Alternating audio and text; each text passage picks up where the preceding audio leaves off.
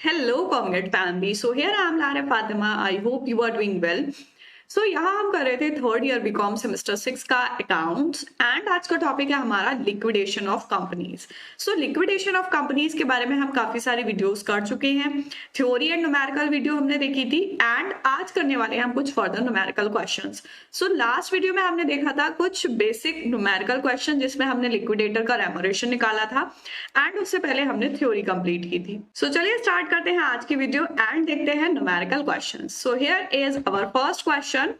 Lalu appointed liquidator of Mayur Limited in voluntary liquidation। voluntary liquidation हो रहा है, उसमें जो लालू है वो अपॉइंट किया गया है as a liquidator Mayur company का। ठीक है, ऑन 1 जुलाई डेट आपको गिवन है। Following balances are extract from the book on the date. ये क्वेश्चन मैंने आपको प्रीवियस वीडियो में प्रैक्टिस के लिए दिया था। अगर आप लोगों ने किया है देन वेरी गुड, नहीं किया है देन हम इसका सॉल्यूशन देखने वाले हैं।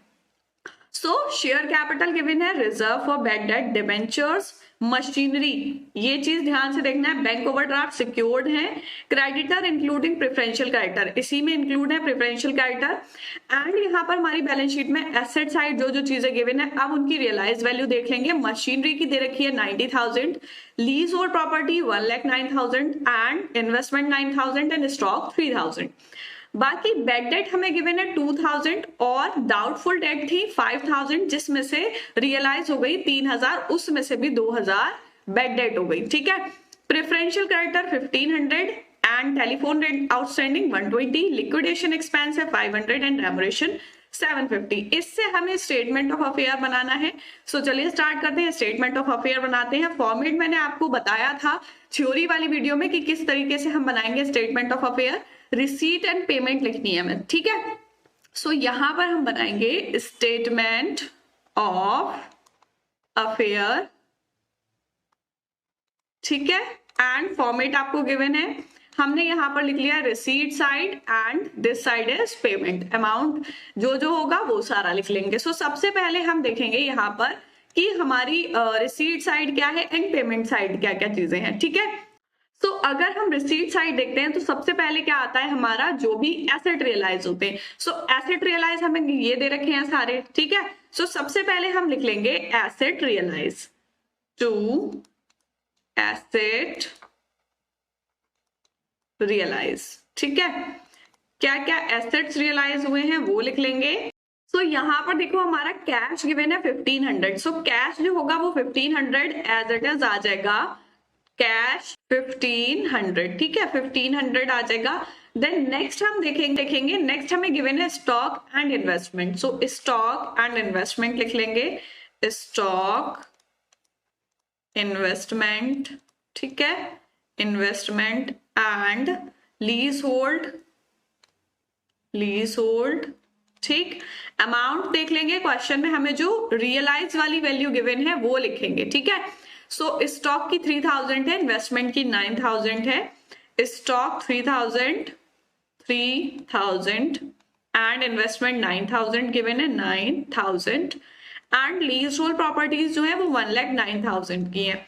सो लीज होल्ड प्रॉपर्टी आ जाएंगी 1,09,000 की। ठीक है, ये हो गई। यहाँ पर हमारी बुक डेट गिवन है 75,000 की एंड यहाँ पर बोला था कि 2,000 की बेड डेट हो गई एंड 5,000 की जो डाउटफुल डेट थी उसमें से 3,000 रियलाइज हो गए। इट मींस कि 2,000 उसमें से भी बेड डेट हो गई। सो बेड डेट ऑलरेडी गिवन थी 2,000 की। ठीक है, एंड 5,000 में से 2,000 हो गई तो 2 to 4,000 की हमारी बेड डेट हो गई। अब जो बुक डेट गिवन है उसमें से बेड डेट हो गई 4,000 की। सो वो माइनस कर देंगे तो बुक डेट हमारी बच जाएगी 71,000 की। सो यहां पर हम लिख लेंगे बुक डेट। ठीक है, बुक डेट आ जाएंगी हमारी 71,000 की, बुक डेट 71,000। ठीक, देन हम देखेंगे यहां पर हमें फर्स्ट गिवन था मशीनरी। ठीक है, 90,000 एंड यहाँ पर हमें डिबेंचर्स गिवन है, उसमें बोला है कि मशीनरी से सिक्योर्ड है वो। ठीक है, कि मशीनरी जो है हमारा एक एसेट है एंड डिबेंचर क्या है, किसी भी एक स्पेसिफिक एसेट से यहाँ पर बोला है कि सिक्योर्ड है, मतलब जो हमारा मशीनरी एसेट है उससे सिक्योर्ड है, सो इससे हम निकालेंगे सरप्लस। सो यहाँ पर देखो डिबेंचर की वैल्यू कितनी है 55,000 एंड मशीनरी की रियलाइज वैल्यू कितनी है 90,000। सो मशीनरी की वैल्यू ज्यादा है, इट मीन्स कि सरप्लस आ जाएगा। अगर हम 90,000 में से 90,000 जो मशीनरी की वैल्यू है उसमें से 55,000 डिबेंचर्स निकाल देते हैं, देन हमारे पास अमाउंट बचता है 35,000।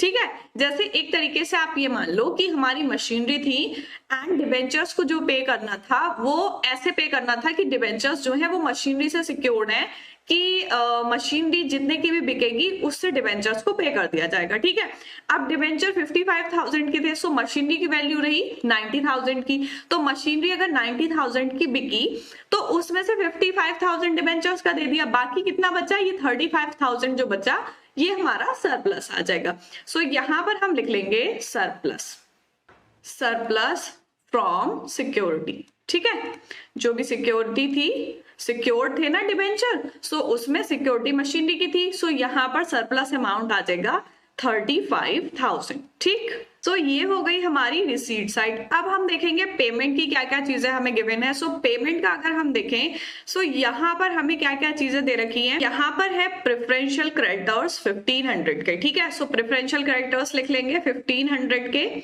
Bye preferential creditors.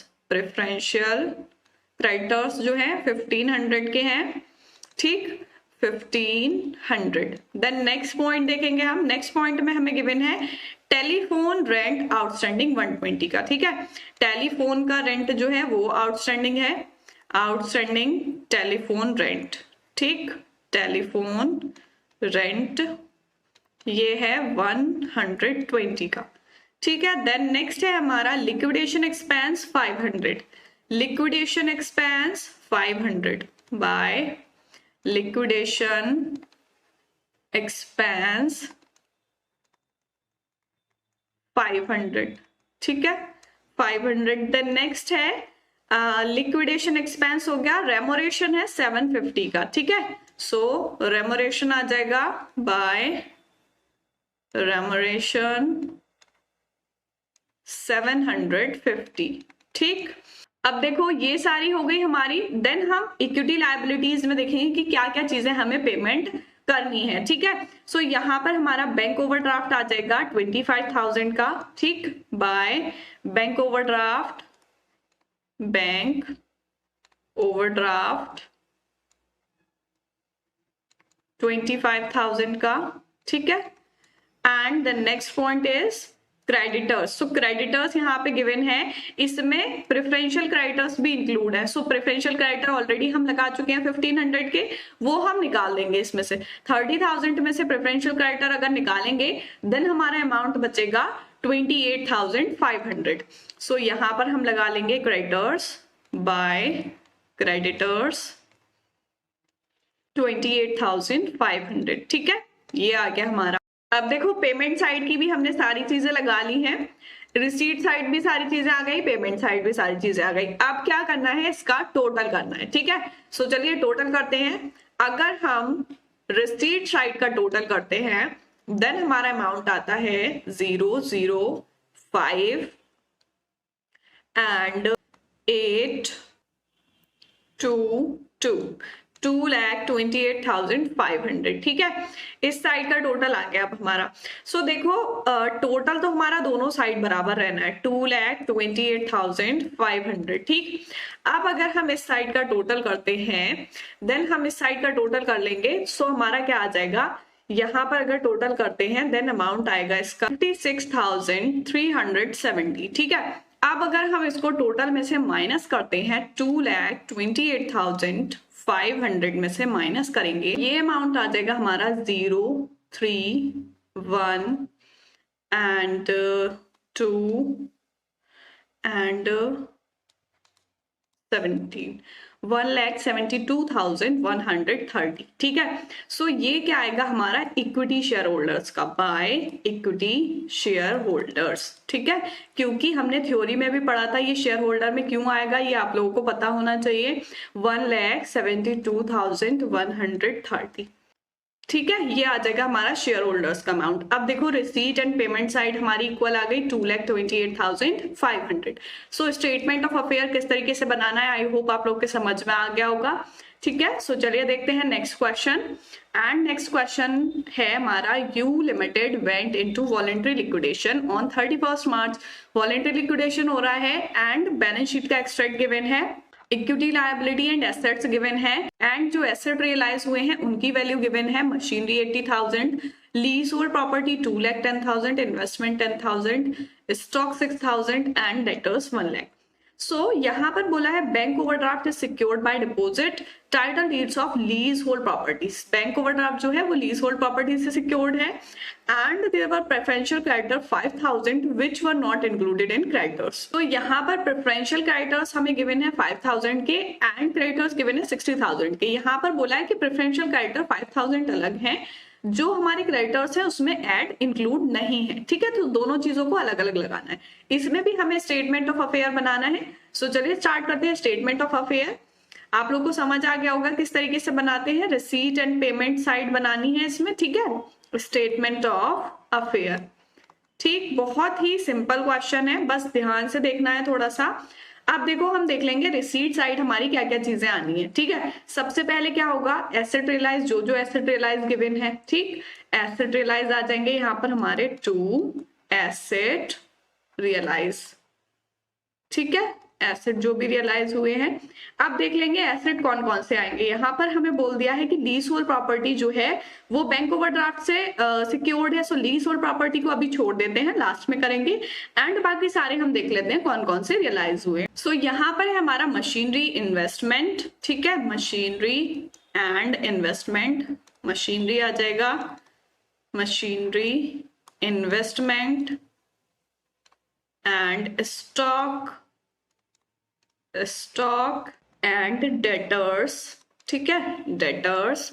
So amount देख लेते हैं, मशीनरी का है 80,000, इन्वेस्टमेंट 10,000, मशीनरी हो जाएगी 80,000, इन्वेस्टमेंट इज 10,000 एंड स्टॉक है 6,000 एंड डेटर्स 1 लाख।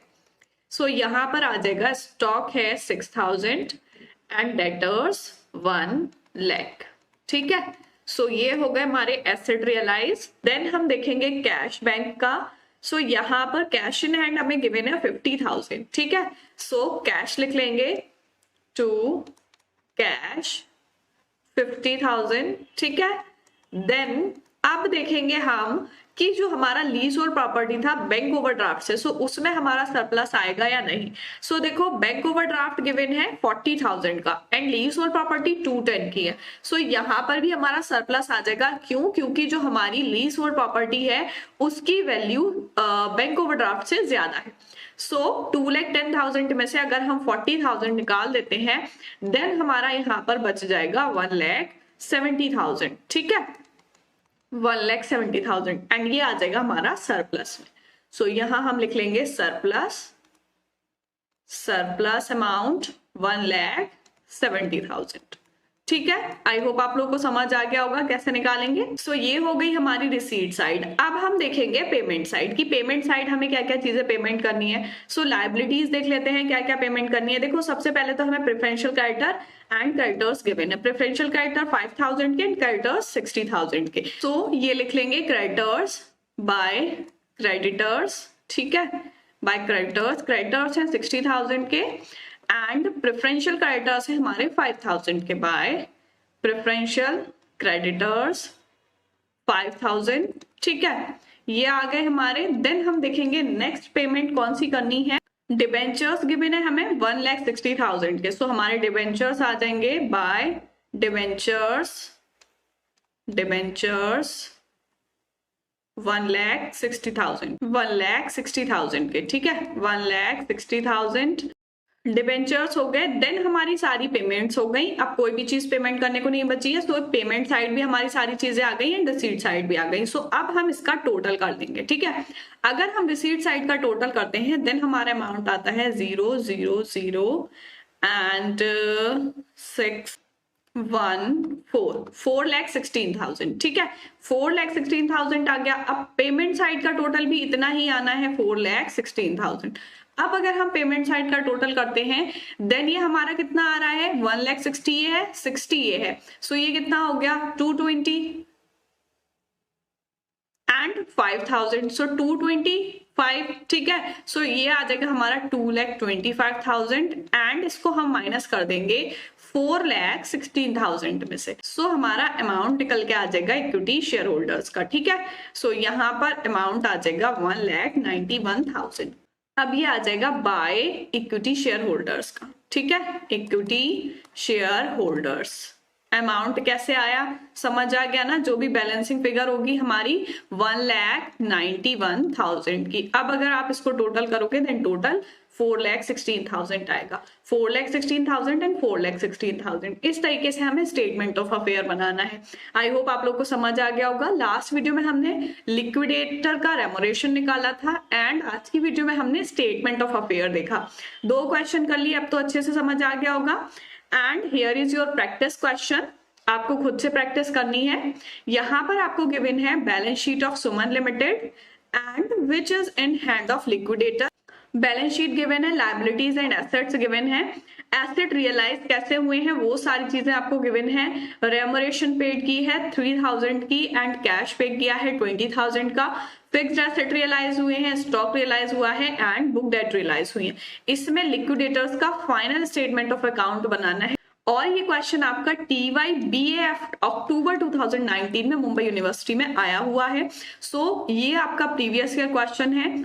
आप लोग ज्यादातर कोशिश करें कि प्रीवियस ईयर क्वेश्चन ज्यादा से ज्यादा करें, ठीक है। तो इसको आप खुद से करके देखिएगा। एंड आज की वीडियो में हमने स्टेटमेंट ऑफ अफेयर देखा।